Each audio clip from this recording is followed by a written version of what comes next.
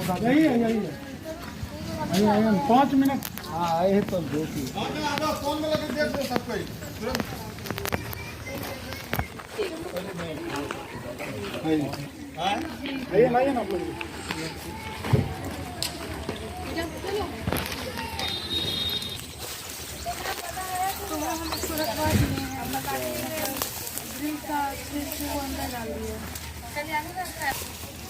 घुमा दीजिए ना थोड़ा पूरा वीडियो।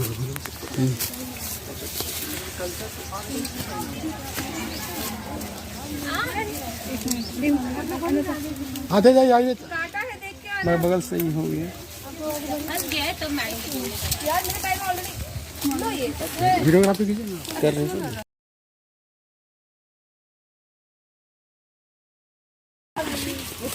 चप्पल खोल लीजिए चप्पल खोल वहीं बाहर में खोलिए। ये पेपरेसी फैमिली का प्लांट पान है, बेटल प्लांट है, क्लाइंबिंग पौधा होता है और इसको हम लोग सरकंडा पर ऊपर चढ़ाते हैं। पान के पौधा में और चाय के पौधा में कॉमन बात यह होता है कि इसके जड़ में पानी नहीं जमना चाहिए।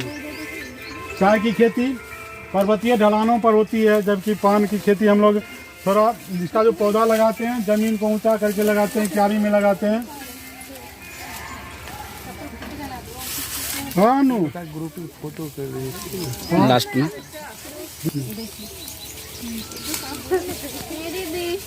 चप्पल खोल के आइएगा। आइए चप्पल मेरा चालू है, आप लोग फोटो ले लीजिए, हम वीडियो टाइप से लग रहा है। काफी कोमल पौधा होता है यह पान का, ठीक है। तो मौसमी जो है खड़ का पुआल का एक पतला परत डालते हैं और इसके खेती में काफी अधिक खर्च आता है। पौधे का नाम क्या है? बेटल प्लांट क्लाइंबिंग पौधा होता है।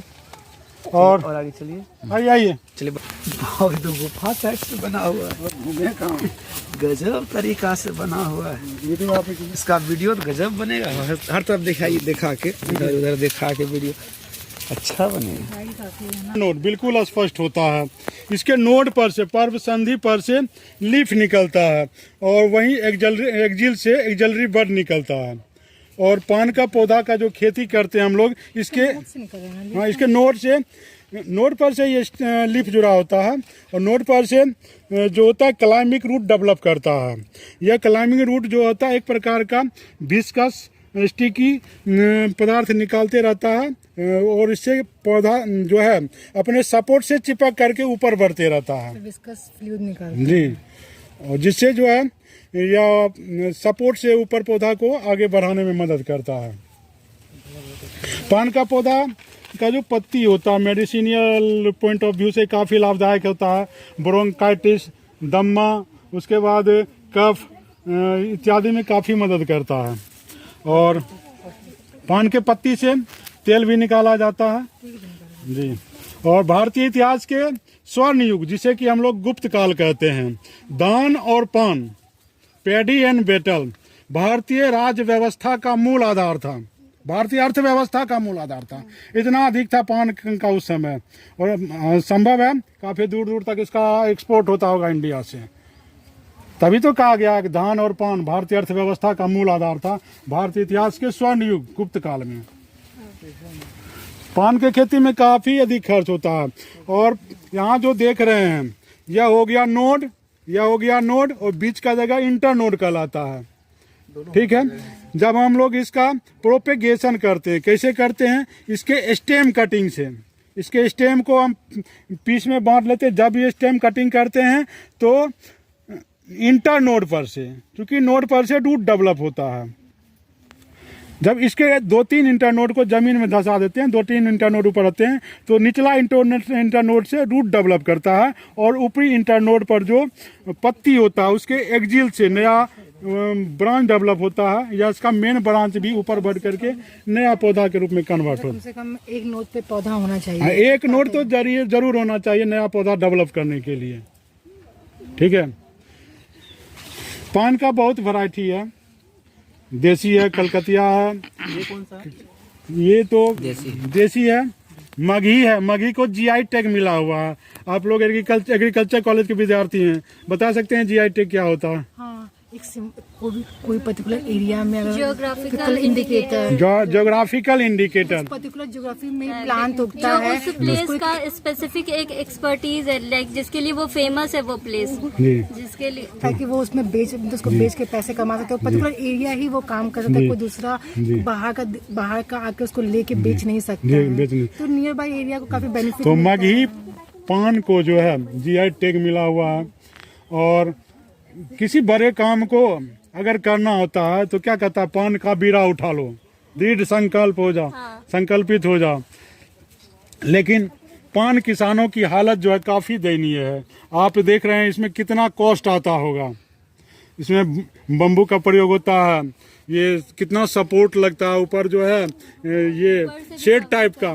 पान के खेत में मल्टी लेयर फार्मिंग कर सकते हैं। ये नीचे पान का पौधा, ऊपर जो है पॉइंटेड गार्ड मतलब परवल लगा सकते हैं, कुंदरी का पौधा लगा सकते हैं, उसके बाद साग जो होता है पोरई का साग वो लगा सकते हैं। और इतना ही नहीं, इसके जो होता है बाउंड्री होता है। तो कुछ पौधा जो विलुप्त हो जा रहा है हमारे समाज से, जिसको कि हमारे ये चौरसिया जाति के लोग उगाते थे, डायस्कोरिया एलाटा, जिसको हम लोग अरुआ खमरुआ कहते हैं, उसका सब्जी होता था भूमिगत तना से।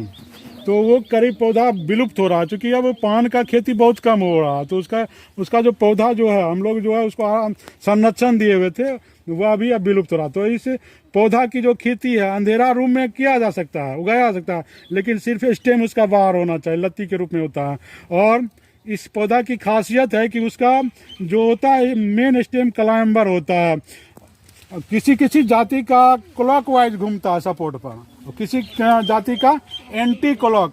तो उससे डायस्कोरिया एलाटा प्लांट की पहचान की जाती है। तो पान के किसानों की हालत काफ़ी दयनीय है। मतलब ये समझिए कि ये अपने पुश्तैनी धंधा को करते आ रहे हैं घाटा लगने के बावजूद। और पान का पौधा जो है कहा जाता है नागलोक से लाया गया था, और चौरिशी मुनि लाए थे, उनकी पत्नी भगवती कहते हैं हम लोग, अपने खोइछा में लाई थी। और हमारे जाति के लोगों ने चौरसिया, मैं भी, मेरा नाम हुआ विवेकानंद चौरसिया, हमारे जाति के लोगों ने इसको कल्टीवेट किया, उगाया, प्रोपेगेट किया। और कोई भी ऐसा पूजा नहीं होता जिसमें पान बिना पान के वह पूरा हो जाए। पान सुपारी तो लगना ही लगना है। तो ये पान का महत्व है। पान का जो स्वाद है मुख को सुगंधित करता है, स्वास्थ्य के लिए लाभदायक है। इसका रस जो है दिमाग को तेज बनाता है।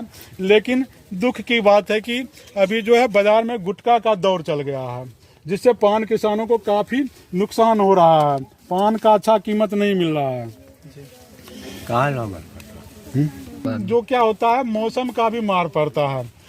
जैसे जैसे एटमॉस्फेरिक टेम्परेचर कम होता है ड्यूरिंग विंटर सीजन, तो क्या होता है, या जैसे पान का पौधा है तो इसका जो नोड है वहाँ से लीफ का पेटियोल, पत्ती का पेटियोल जुड़ा होता है। पत्ती का चौड़ा भाग लेमिना कहलाता है, इसका डंठल पेटियोल कहलाता है, और ये नोड पर से अटैच रहता है।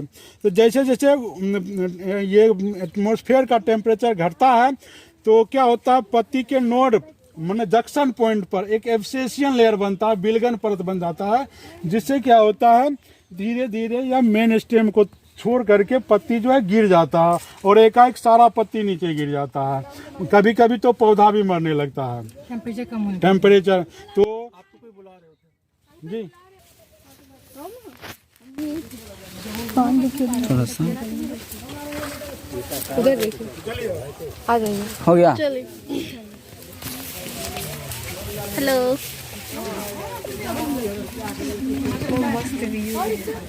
सबसे अच्छा वो झील वो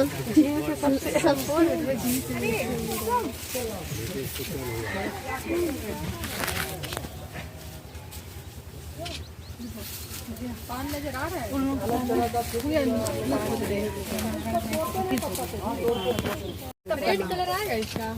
इसको कैसे लगाते सावन में जब भी लगाते हैं तो क्या लगाते हैं इसका ये यहाँ से लग जाएगा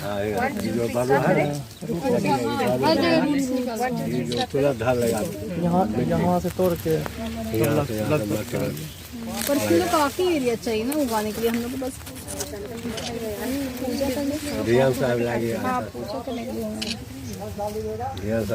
मालूम नहीं ले लिया मैंने।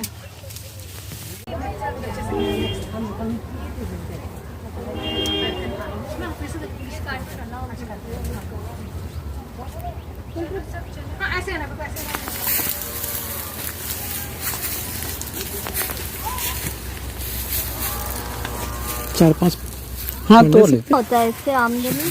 आमदनी इसमें सुतारता है ना, बनता है माल जो रहता है ठंडी में तो 20,000 का कट्ठा होता है। अच्छा, हाँ, और साल भर में कितना हो जाता है? मतलब साले में 20,000 होता है साल कट्ठे में बस 20,000 रुपए। हाँ, एक कट्ठा में होता है। अच्छा, आप लोग किसी और की भी खेती करते होंगे ना?